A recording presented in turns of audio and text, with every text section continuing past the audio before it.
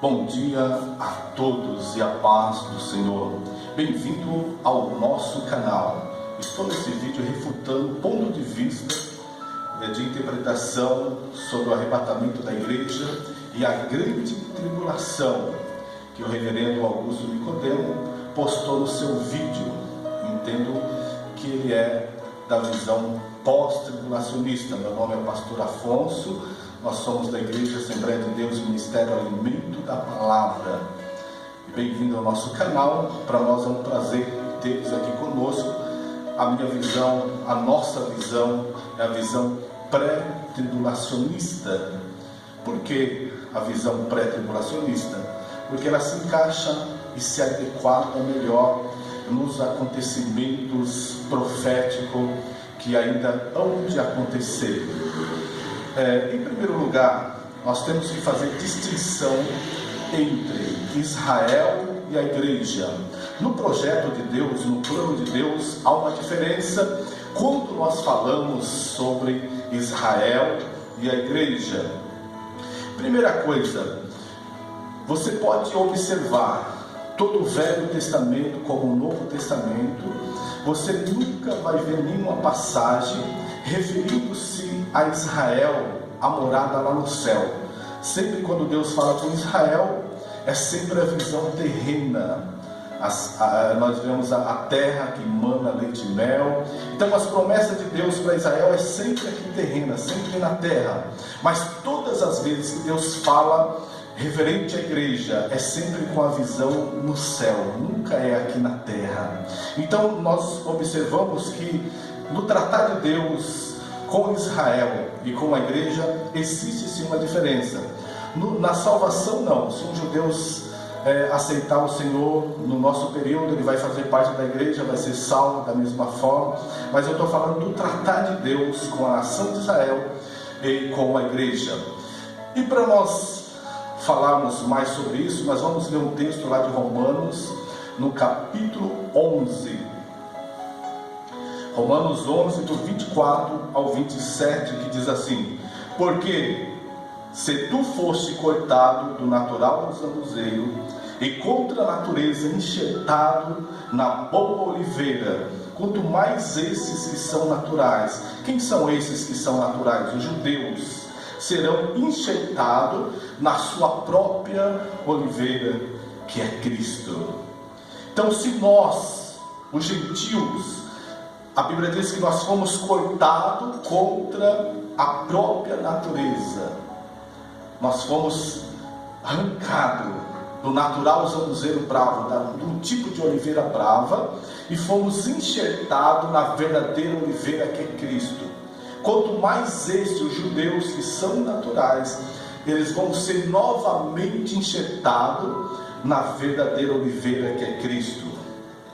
Próximo versículo: porque não quero, irmãos, que ignoreis este segredo, para que não presumais de vós mesmos, que o endurecimento veio em parte sobre Israel, até que a plenitude dos gentios haja entrado. E assim todo Israel será salvo, como está escrito: de Sião virá o libertador, e desviará de Jacó a sua impiedade. E esta será a minha aliança com eles quem? Os judeus, quando eu tirar os seus pecados.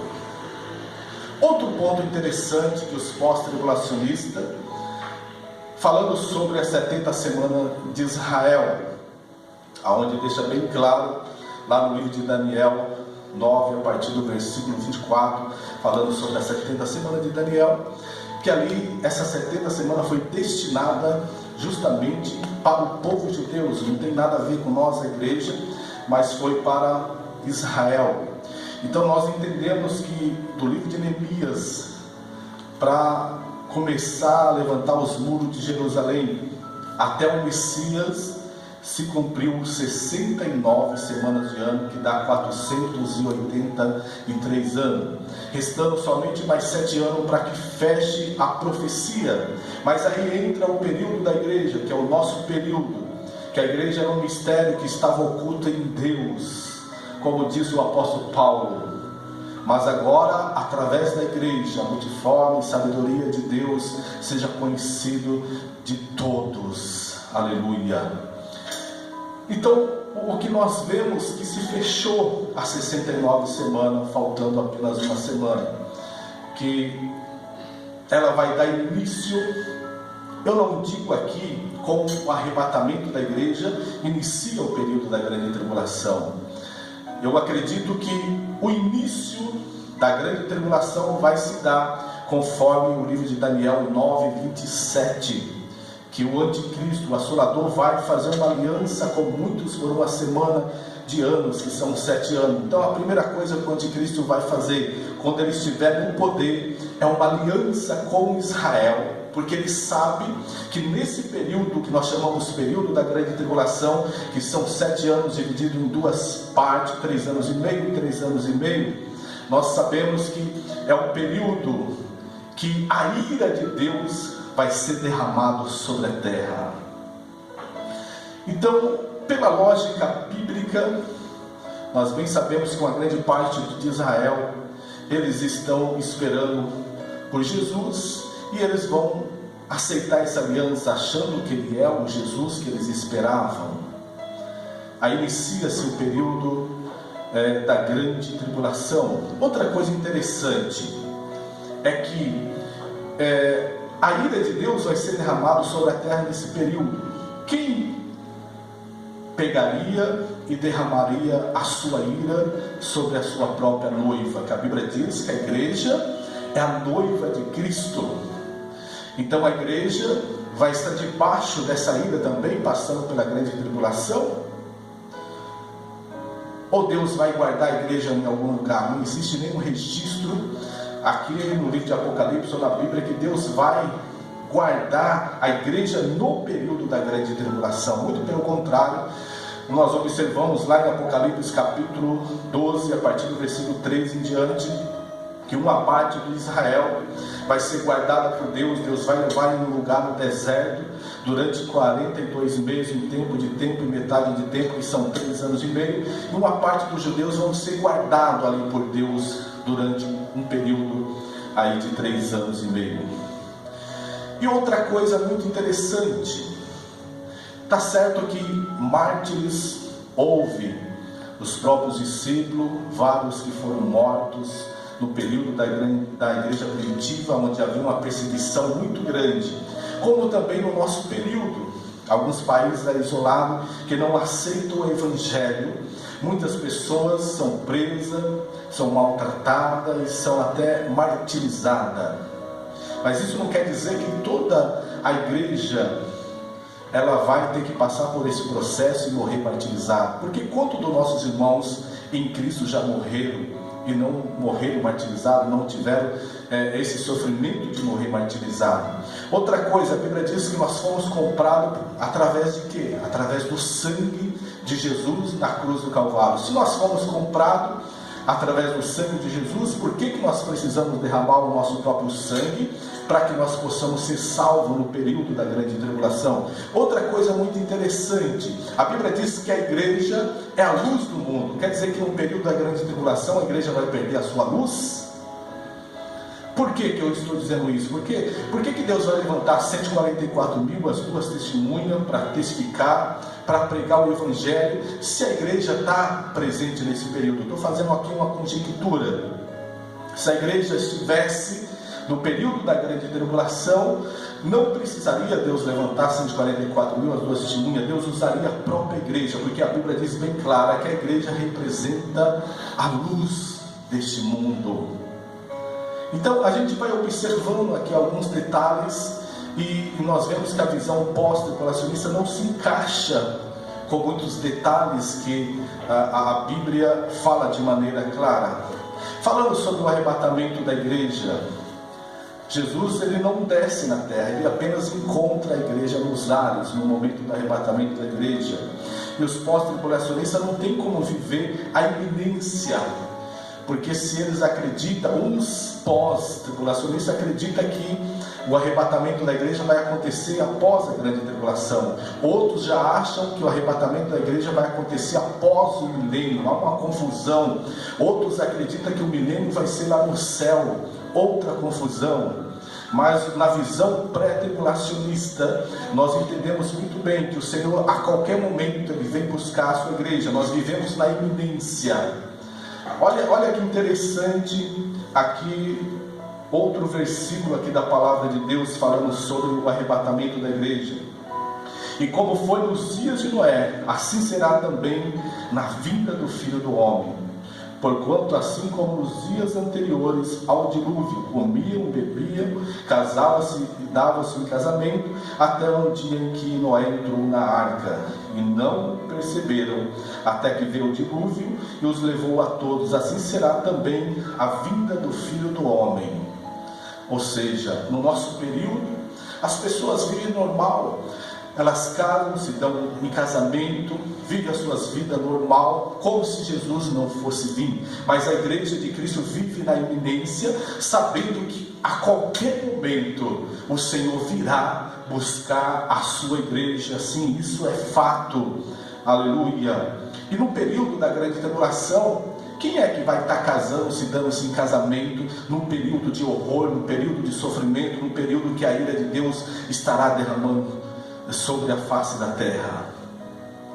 Então, não se encaixa essa visão pós-tribulacionista aqui dentro da lógica bíblica, que nós podemos falar dessa maneira. Então, a nossa visão pré-tribulacionista, que é o período de 7 anos, o último período de 3 anos e meio, que é igual a 1260 dias também, será acrescentado mais 30 dias, que nós chamamos de julgamento das nações, para não começar um milênio com pessoas de mau caráter, onde vai separar os bodes das ovelhas, e depois terá mais 45 dias para transformação, purificação de toda a terra. Conforme Isaías no capítulo 35, a terra vai ser transformada, até o deserto vai produzir com abundância. E justamente esses 45 dias se fechando, depois vai iniciar o milênio. Mas vamos voltar um pouquinho atrás novamente. Todos que conhecem escatologia bíblica sabem muito bem que quando o anticristo, com o seu exército, a qual 200 milhões de cavaleiros do inferno vai estar acompanhando essa peleja, e muitas das nações virão contra Israel, para neutralizar, para acabar com a nação de Israel, que nós chamamos de Guerra do Armagedon. Todos sabem que nesse momento Jesus vem para livrar a Israel, e nesse momento que eles vão reconhecer a Jesus, conforme Apocalipse capítulo 1, aqueles que os transpassaram, vai ver esse momento e vai entender que Ele era o Cristo que eles esperavam, que Ele era o Cristo que eles mataram lá atrás, na cruz do Calvário. Aleluia, bendito é o nome do Senhor. Agora preste atenção, os 1260 dias, ou 3 anos e meio útil, que eu já falei aqui, que é acrescentado mais 30 dias, que conforme o livro de Daniel, se dá 1290 dias.